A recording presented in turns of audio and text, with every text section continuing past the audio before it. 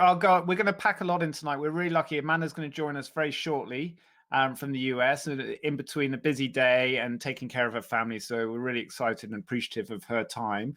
And then we're going to be joined by one of the most inspiring leaders in this space in the UK, Richard Walker, who's the MD of Iceland Foods.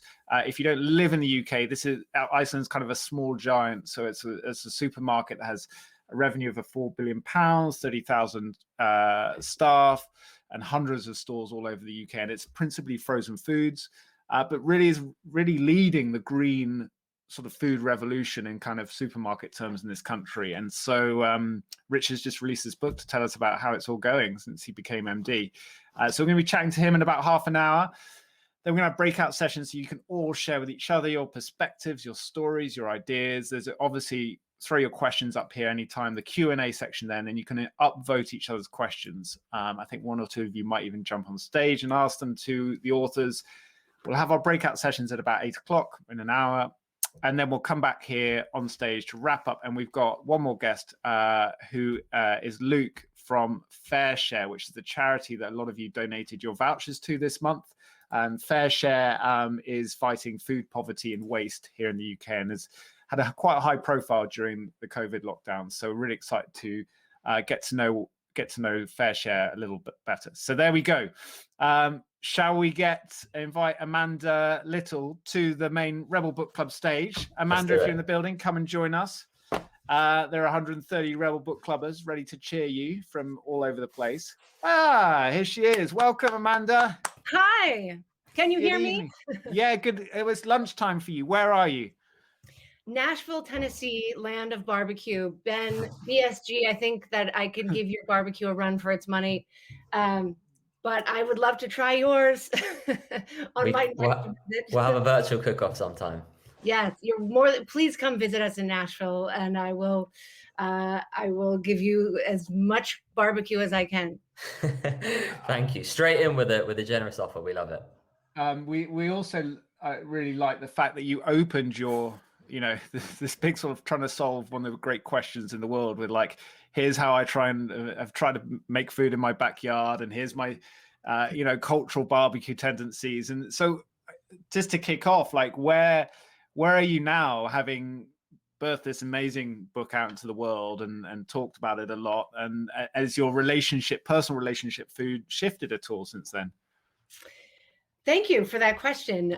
If I could, I would lift up my laptop and take you out to my backyard and show you how embarrassed I am by my backyard. I think it's important to be honest, as I hope it was clear in my book that I am a flawed narrator. I approached this story as someone who has really struggled to be a virtuous eater, who has struggled to produce my own food, as someone who was raised on a lot of meat and has really been influenced by my family. I have some kids walking around in the back. My daughter has become a much more virtuous eater than I am. And she's really encouraged me to almost entirely give up red meat.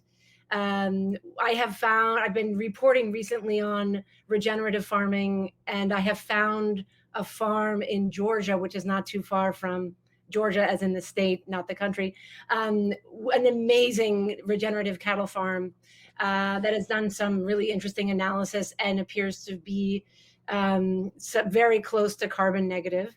And so, I'm definitely becoming much more vigilant about the sourcing of my meats. But I still have a weakness for foods that are carbon intensive, that asparagus off season or berries off season that are flown from distant lands. I still really struggle. I think I've gotten better about seeing meat as a condiment. I've gotten better about addressing food waste in our household. But I struggle as much as the rest of us, potentially, or maybe some of you are more disciplined than I am. Oh, we give the impression we are on our, nice polished social media channels, but the reality is No, I haven't got any meat treats here right now. Thank you for sharing that. It's really good to see behind the curtain or hear about what it's like. And we have a little structure, Amanda, of how we like to chat with authors. We have an open fire round, then a bit of backstory, then the big hairy questions, and then we crowdsource from our community here questions for you. And then we talk about actions, what we can all do. So that's what we're going to run through over the next 20 to 30 minutes. So thanks for being here with us and ready to go. Ben SG, you're going to kick off with a quick fire. Indeed. First up, what is the last nonfiction book that you read? That was, I don't know how I was so well prepared for this. I'm actually teaching this in a course I teach on environmental journalism, a children's Bible. It's climate fiction by this amazing author, Lydia Millett, who also works at the Center for Biological Diversity in the US. And I'm not really a big cli-fi reader, but this book has me deeply engrossed, and I am interviewing and bringing Lydia Millett into my classroom at Vanderbilt University tomorrow. So I am crash reading it right now. Amazing. And aside from that book, which has had the biggest impact on you over the last 12 or 24 months? Which nonfiction book? Yeah, we'll go nonfiction. We're Rebel Book Club. Well, it's interesting you asked that. I've actually been deeply into short stories. I don't know if you are familiar with this. I was not, by the way, prepared for this question at all, but I happen to have these two books that I've been reading. This is the best way. Handy.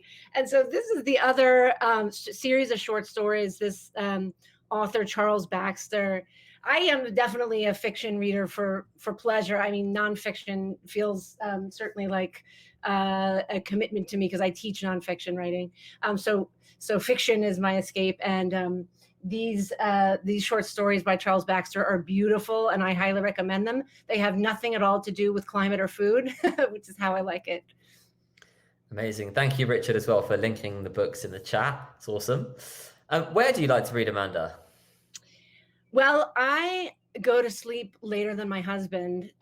He's an early to bed, early to rise guy. I'm more the night owl. So I have a head lantern, and most of my reading is done in the dark with a head lantern at night. And I wish that I had time during the day to, sit by a window and read in a hammock or something, but I would be lying if I said that were the case. I do love reading in the bathtub, and as you can see from this book, the warping, it's something. The books occasionally fall into the bathtub, so that's a hazard. But it's much better that it's an analog rather than an ebook or a Kindle. Sounds like you built a good habit. Beyond Burger or barbecue ribs? Ooh, tough. I mean, my heart says barbecue ribs. My brain says Beyond Burger. That's a good answer. And final quickfire one. Do you have a stash of Wise Foods in a bunker or somewhere in your home? I do. I have a shelf in my pantry that holds some Wise Foods products, but I have to admit that they're gathering dust. Even through the pandemic, which should have been a moment, there was a lot of talk in the US that we were facing severe food insecurity. And there are families, there are profoundly impacted communities in Nashville, in Nashville and nationally, that have faced much greater food insecurity during the pandemic. I'm very lucky and grateful to say that my family has not had to struggle with food insecurity, and we have not yet tapped into those Wise Food survival food products, but they are on the shelf. Ready when the time is right. All right, so now we're getting to our how it started, how it's going. This is not a Twitter meme. This is a real life question. So when did the fate of food become important to you, Amanda? 2014 was the first IPCC report that I was aware of. I'm sure you all know International Panel on Climate Change, that really began to dig deep into the question of food security and the impacts of climate pressures on food production. I didn't read it until 2015. The shattering words and really, I think, generative words for me that that the world may reach a threshold of global warming by mid-century, beyond which current agricultural practices can no longer support large human civilizations. And I've committed that to memory. I share it every time this question is asked, because I had been looking at and reporting on climate change through the lens of energy and water and disturbances in hydrology for 12, 13 years. I mean, I understood that that climate change essentially is a disturbance in hydrology, too much water in some regions, too little water in others, combined with, of course, all of the other pressures of heat and invasive insects and so on. It hadn't occurred to me at that point that the single biggest threat of climate change is the collapse of food systems. I just hadn't been able to connect the dots. Again, I had been really telling the story of climate change through the prism of energy. But when I read those words, and then I began to really talk with scientists and agronomists about this, about the way that we're already seeing these pressures, climatic pressures and weather volatility affect, farmers and food producers, certainly in the US, but then eventually around the world, I really saw this story come together. But it was that 2014, 2015, early awareness of this kind of intersection of food and climate change that then sent me off in these different directions. And it became, I think, within about a year of that, 2015, 2016, I was pretty committed to writing the book.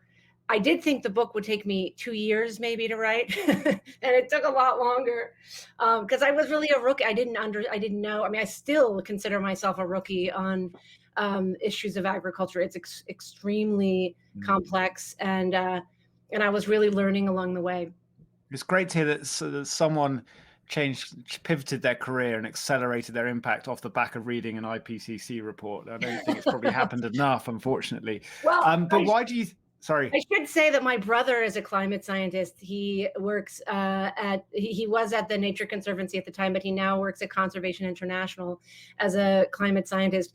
And part of his job is wading through and getting deep into the weeds of these IPCC reports. So I had an advantage in that regard. You can talk about it over the barbecue. But why do you think this kind of, it struck me reading your book, why there's so much cognitive dissonance, denial about this in big agriculture, despite the negative impacts, like the waves of it rolling in now. I mean, the story of the apples and all these technologies that are coming around to sort of tackle it, but they all seem to be like, messing around on the edges rather than going to the root of the problem. Why is it taking so many people so long to come around to it? That's a great question. I mean, it's really an interesting paradox, right? That agriculture has been a driver of climate change for decades, if not the better part of a century, right?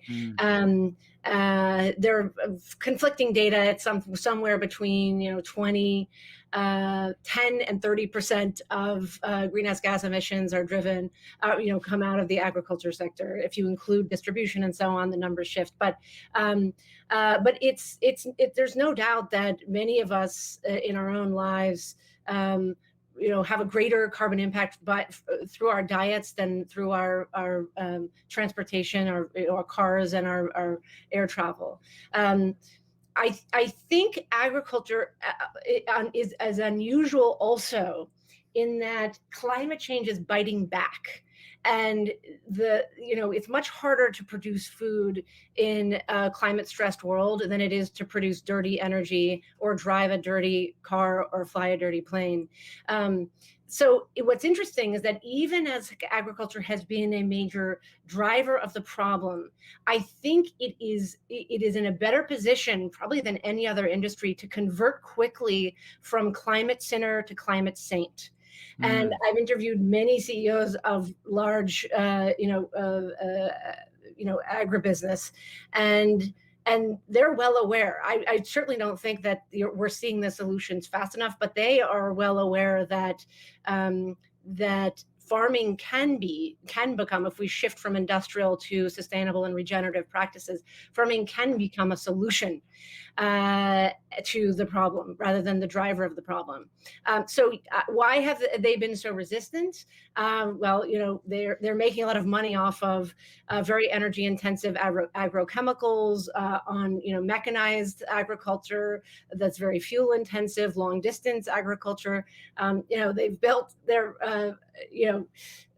entire food systems around these technologies. They're also very motivated to transform pretty dramatically away from what I think are really damaging and unsustainable practices.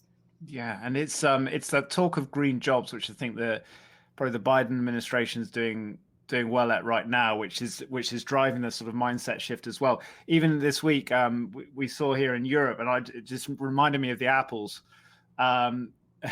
Linked to apples, but a product that really matters around the world, wine. So a third of French wines have been lost in the wine production, been lost in this recent cold snap we've had this spring in Europe. So that's $2.5 billion worth of sales. Yeah. This is gonna, I mean, this is a rich person's staple, right? So yeah. Do you think that's like, obviously we're shielded from that as a consumer, right? Especially with wine, because it comes years down the line. But do these kind of events, are they going to really, do you see the acceleration happening in the next few years? It's a great question. And it's one that was on my mind. I think it was 2 summers ago, when the heat wave wiped out so much of the production in Bordeaux and in France. We've seen huge impacts on California's wine industry, Sonoma and the Pacific Northwest vineyards, because of the wildfires. And of course, Australia has suffered tremendously from impact of wildfires on vineyards and wine production. Just in Sonoma, I believe in Northern California, there was $1.5 billion of damage to vineyards in the span of a few weeks of fire damage. So it's very real, and it's not it's happening in so many regions around the world. I do think that from a storyteller standpoint, when you tell readers, yes, your strawberries and Chardonnay are on the line. Yes, your beloved filet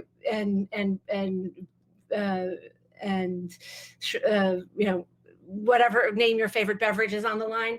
Yes, I think the story that delicious foods are dying, that foods that require very specific conditions in which to thrive, specialty foods like coffee and cacao and certainly wine and foods like quinoa and vanilla, and that thrive in very specific conditions, very specific regions.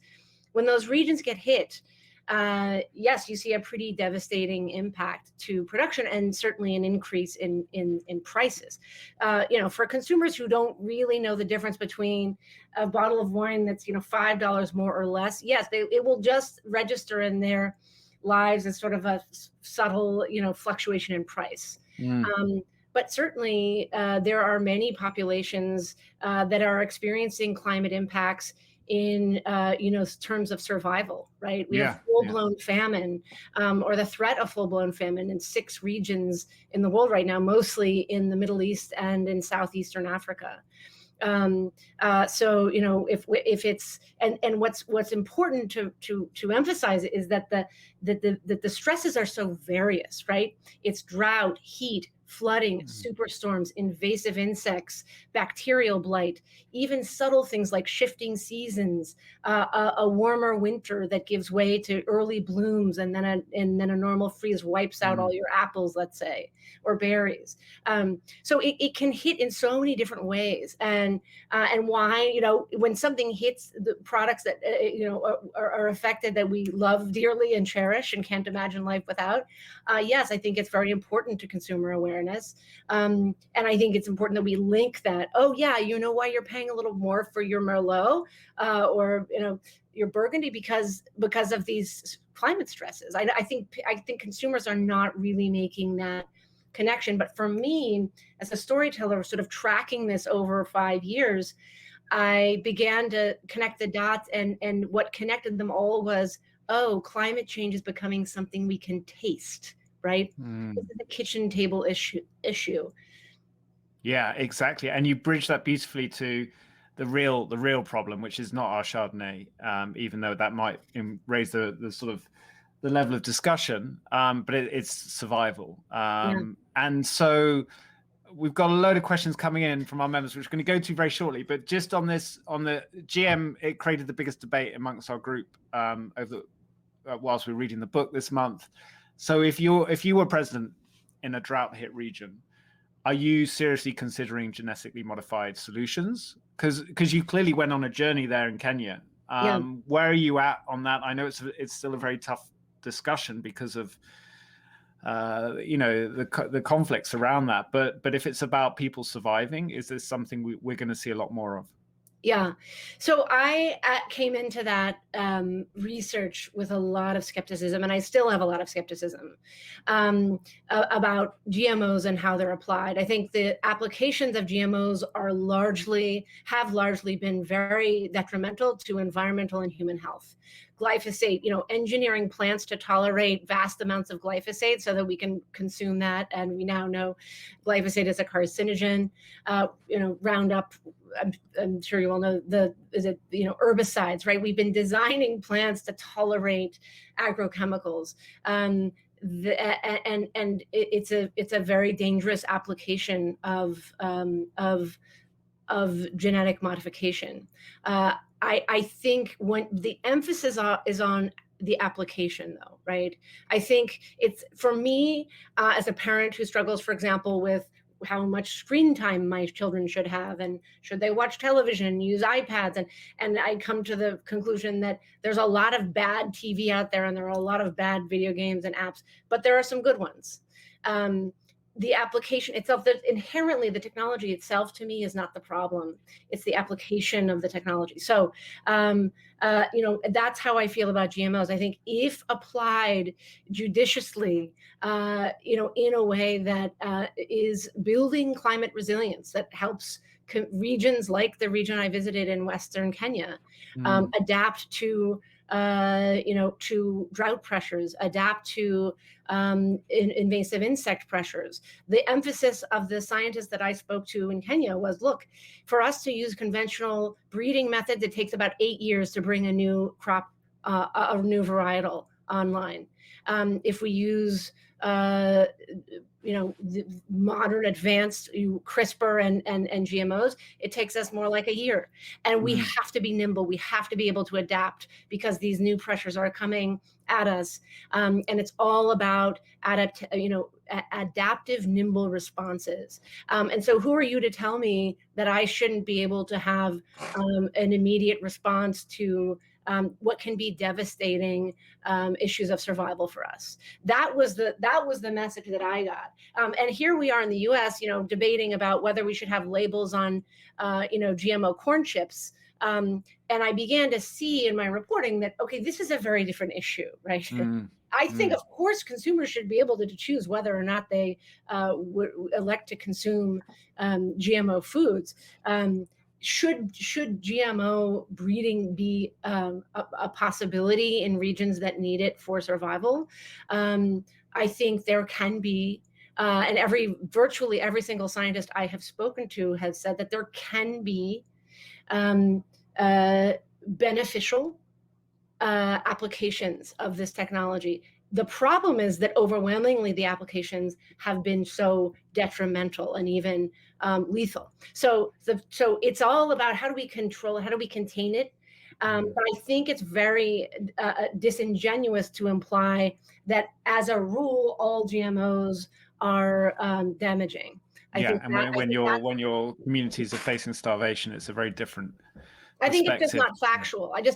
Every scientific organization that I've talked to, including opponents of GMOs, have said that it's the real concern is how uncontrolled and unregulated these applications have been.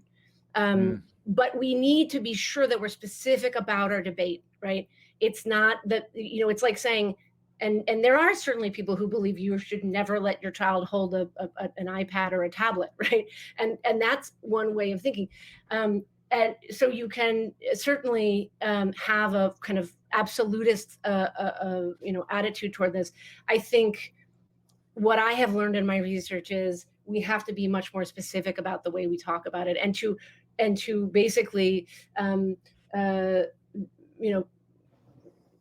to assume that there can be no potentially useful applications of this technology, I think would be uninformed. Fascinating. BSG, questions? Yeah, we are getting lots of upvotes, which is awesome. It was a race to the top, but Rose Pierce in Nottingham asks, since you finished and published the book, have you changed your view on anything you wrote about at all? Yes. Oh, I'm so glad you started with that question, Rose. Thank you for that. And BSG, I really do. I just now you're basically the big friendly giant to me, Ben.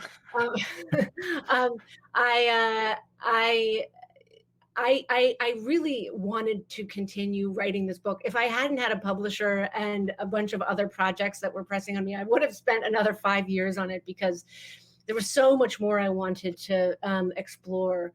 Most notably, soil as a carbon storage medium, and healthy soil and regenerative farming practices that can significantly increase the amount of carbon stored in soil.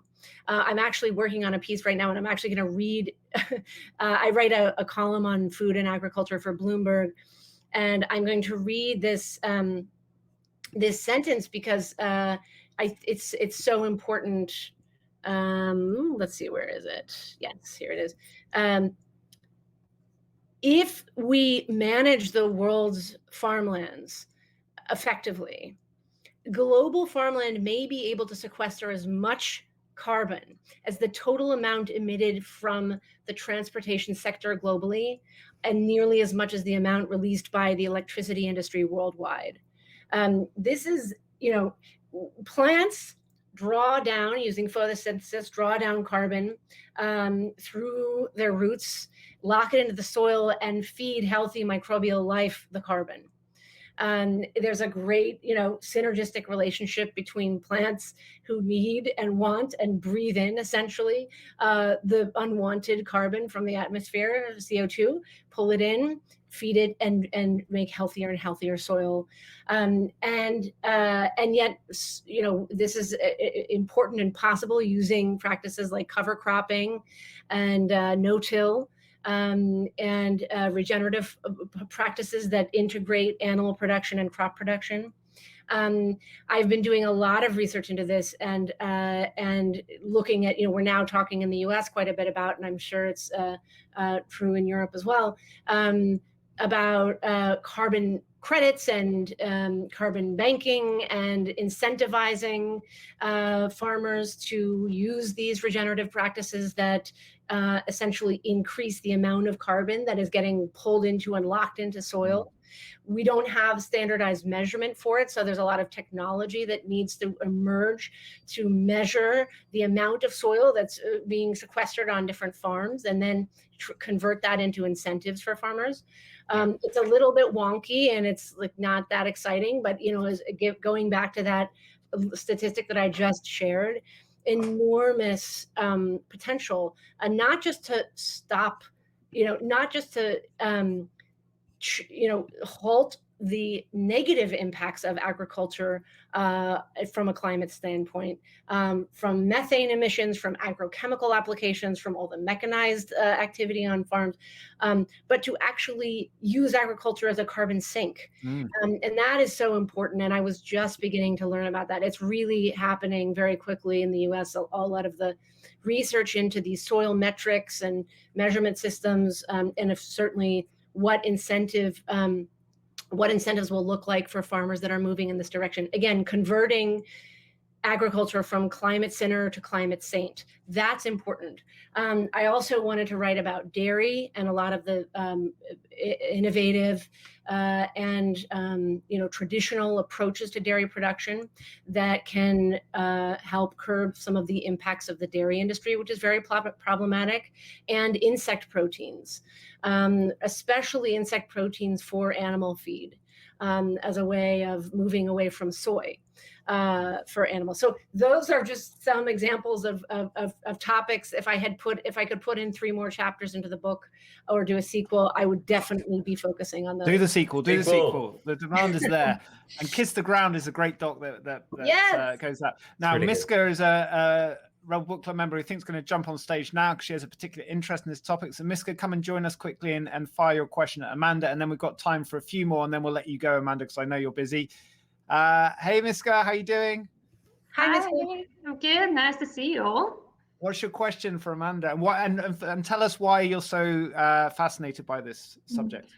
Yeah, I just wanted to say I really love this book. It really opened my mind to so many new solutions and innovations and what's happening in the space. I work in wildlife conservation, so I'm super interested in kind of climate change and all of those issues. So I really love learning more about it. My question is kind of about, you mentioned this in the book, a lot of the technological solutions or innovations, a lot of them are still very expensive and limited in scope and often kind of show promise to the wealthy countries. And I wanted to ask about perhaps what the future of food looks like for the developing and poorer countries. Because if you look at the kind of expected increase in population in the next 50, 100 years, it's mostly expected to rise in Asia and sub-Saharan Africa. Yes. Those are the regions that are already experiencing huge pressures from climate change and other pressures as well. How do you think the future of food looks like for these countries? And are the adaptation measures likely to be different? I'd love to hear your thoughts. Thank you for that question. I think it's the most important question ultimately, because it's true, AI and robotics as applied to agriculture, that's great, but it's really expensive. Sustainable fisheries, very expensive, right? I mean, they're not all of them, but I'm saying some of the tech applications. And what I was looking at, a lot of this whiz bang technology right now is totally cost prohibitive for even middle income farmers. I will say though, and so, yes, how do you build resilient food systems in developing and emerging economies?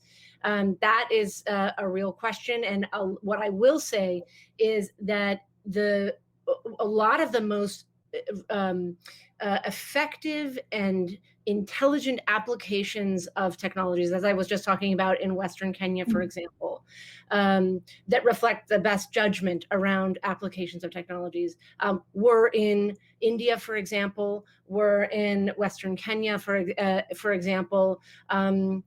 Israel is very, technologically sophisticated economy, but has certainly been is far ahead of the U.S. on sustainable applications of technology to food. All of the best technologies are drawing from the wisdom of ancient and traditional food production. And that's so important. And it took me years to kind of really see that thread in the story. So what I found is that the connection between the integrated integrated farm crops that in which communities in Kenya and India, for example, were growing indigenous crops, the importance of diversity and drawing from healthy ecosystems in those food producers. That's what was informing the way that they were applying technology. So it was, I think, in some ways, the emerging economies and the less wealthy economies that had the most judicious applications of technologies. Now, if you're doing the robotic tractor that eliminates the need or almost eliminates the need for herbicides, that has to be an economies of scale issue, right? If that tractor is eventually going to be affordable beyond, the wealthiest economies, it has to just get cheaper, and it may be that it's a service rather than an actual than a tractor that you would buy, because it would never be affordable to buy a tractor like that.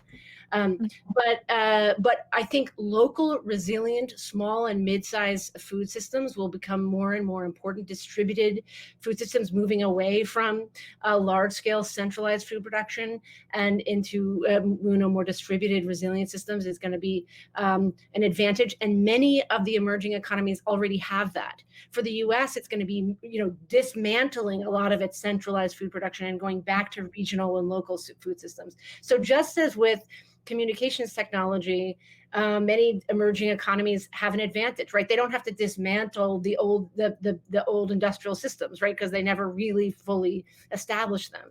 So they're leapfrogging to these more nimble, resilient systems. And so I think, yes, in the near term, it's going to be cost prohibitive for a lot of this whiz-bang technology. In the long term, I think many of these emerging economies will be much more prepared and more nimble as they build resilient food systems.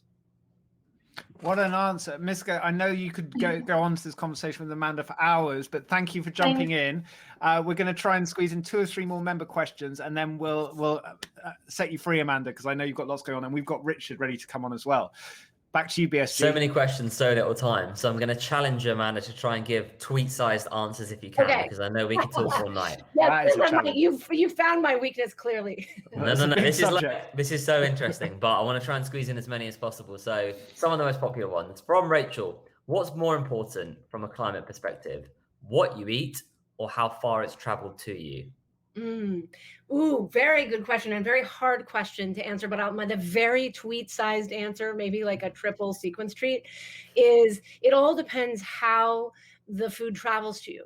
So if you get raspberries or asparagus that are air freighted from Chile, let's say, to the US, that can have a greater carbon footprint than a local steak that's produced at a farm nearby, right? There's certainly produce that can be more climate intensive than meat, because it's flown. Shipping is a lot more carbon smart, let's say, than trucking and certainly air freight. And of course, it all depends on the efficiency of a local greenhouse. If you get a local produce that's produced with a lot of energy at a local greenhouse, that can be more energy intensive than produce that was grown outdoors from far away.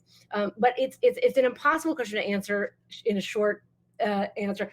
Overwhelmingly, if we can move to very efficient local and regional food production and cut out not just the carbon impact of long distance travel, but also the vulnerability in a climate stressed world, right? If you have to get your lettuce from 1,500 miles away, it's much more likely there will be a disruption in the, in that either lettuce production or the distribution of that lettuce.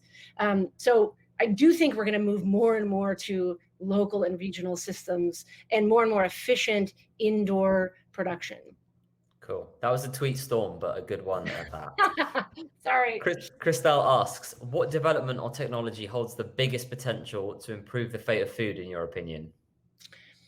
I think meat alternatives, as I've said, there is a way to do craft meats and regenerative meat production, in particular red meat, beef and ruminant production, beef and lamb.